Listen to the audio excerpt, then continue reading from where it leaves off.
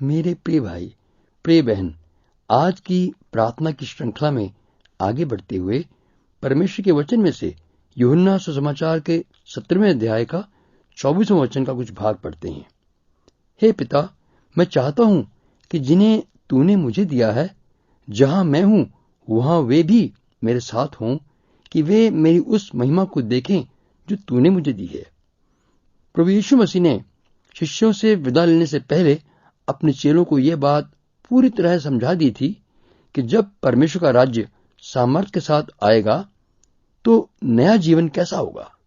इसलिए उन्हें स्वर्गिक दाखलता, प्रभु यीशु के साथ मिलकर रहने, पवित्र आत्मा का जीवन में निवास पाकर धन्य होने और प्रभु यीशु की गवाही देने व उसके खातिर दुख उठाने के लिए तैयार होने के लिए और अपनी बुलाहट को पहचानने का काम करना था। इसलिए प्रभु ने उनके भविष्य का जीवन उन्हें बता दिया, समझा दिया था और बार बार उनकी प्रार्थना की सामर्थ्य के लिए वायदे भी बेहिसाब दिए।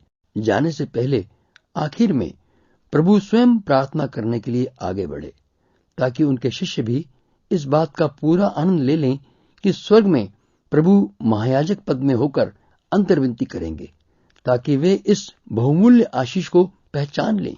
और यही आशीष हमें आज दिलेरी देती है कि हम भी याजक होते हुए प्रभु की अंतर्विनती की सेवा में भागीदार हों और हम इस अंतर्विनती प्रार्थना को भली प्रकार सीख भी लें कि ये पवित्र काम कैसे करना होगा। एक मुख्य बात हमें हमेशा याद रखनी चाहिए कि हम इस पृथ्वी पर उद्धार पाने के बाद, मोक्ष व जीवन पाने के बाद केवल परमेश्वर के राज्य के खातिर ही रह रहे हैं और प्रार्थना की आशीषों के सभी वायदे, अंतर्विनती के लाभ के सभी वायदे भी हमें परमेश्वर के राज्य के काम के लिए ही मिले हैं। जैसे आप गुजरे हफ्ते सीख चुके कि यदि हम वायदे और प्रार्थना करने में स्वार्थ की भावना रखते हैं, हम अपनी ही समस्याएं सुलझाने के लिए प्रार्थना कर रहे हैं, तो प्यारे, वायदे की पुस्तक आपके काम नहीं आ सकेगी। इसलिए हम सिर्फ प्रभु यीशु से ही सीख सकते हैं कि उसके नाम में प्रार्थना करने का काम कैसे किया जाए और इसका फल क्या होगा। उसके नाम में प्रार्थना करने का मतलब है प्रभु के साथ हमारा मेल मिलाप हो चुका हो, नया जीवन आरंभ करके हम प्रभु की संगति में यानी कि उसकी आज्ञाओं को पालन करने के यत्न में लगे हुए हों। क्योंकि नाम में प्रार्थना का अर्थ है अधिकार के साथ प्रार्थना, और अधिकार तभी मिलता है यदि हम आज्ञाकारी हों। महायाजक की प्रार्थना हर एक को सिखा देगी कि यीशु के नाम में प्रार्थना करके कुछ भी मांग लें और पाने की उम्मीद भी पक्की रखें। प्रभु यीशु ने अलविदा से पहले जो प्रार्थना की थी उसे हम 3 भागों में बांट सकते हैं।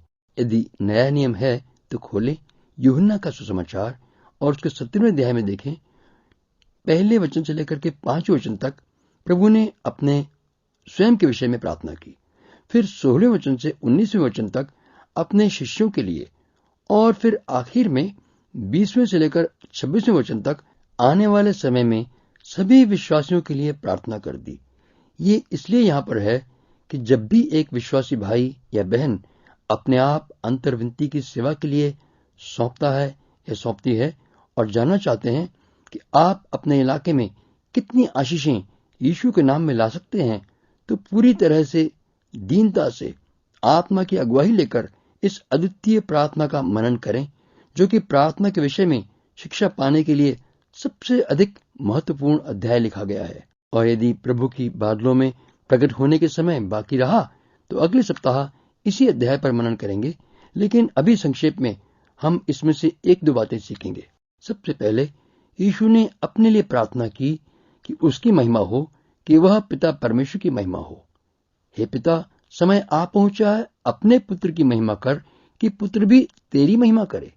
प्रभु ने इस तरह की प्रार्थना करने का उद्देश्य भी समझाया कि स्वर्ग में पिता व पुत्र के बीच एक वाचा बांधी गई थी। पिता ने उसे उसके काम के लिए सारे प्राणियों पर अधिकार इनाम रूप में दिया था। अब यीशु ने वह काम कर दिया था, उसने पिता की महिमा कर दी थी, और अब अगला काम था पिता की ओर कि वो उस पुत्र की महिमा करे। इसलिए उसने भरपूर दिलेरी से कहा कि पिता, मेरी महिमा कर, ताकि वह उसके लोगों के लिए भी जो जिम्मेवारी का काम लिया है उसे पूरा करे। प्रभु यीशु के विश्वासी भाई बहनों, याजक की अंतर्विनती की प्रार्थना की शिक्षा का ये पहला सबक आप महायाजक के नमूने को देखकर ही सीख सकते हो।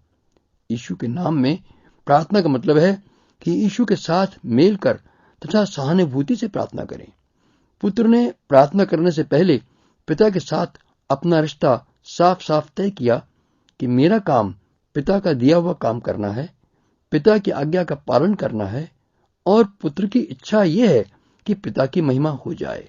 आप भी इसी तरह प्रार्थना करें कि मसीह में होकर पिता के निकट आएं, उसके पूरे किए काम की दुहाई दें और कहें आप भी उसके साथ सहमत हैं, भरोसा करते हैं, उसी किए काम का और इसी में जीवन बिता रहे हैं।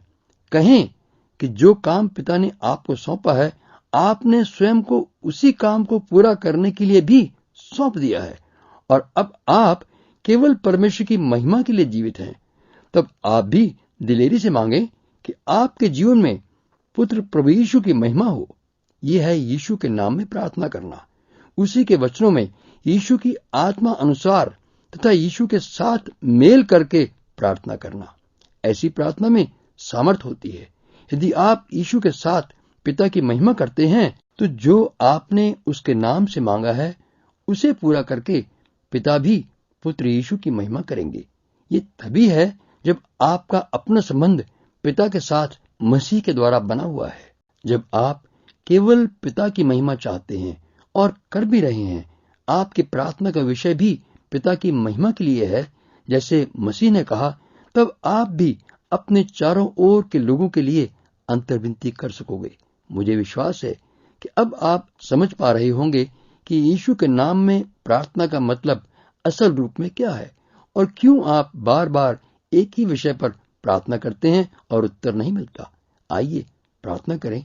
दयालु पिता, आपका धन्यवाद कि आपने मुझे प्रार्थना का महत्व और प्रार्थना करने का अधिकार सिखाया, प्रार्थना का कर्तव्य सिखाया है। आपकी महिमा के लिए मैं इस मार्ग में आगे बढ़ूं। आमीन।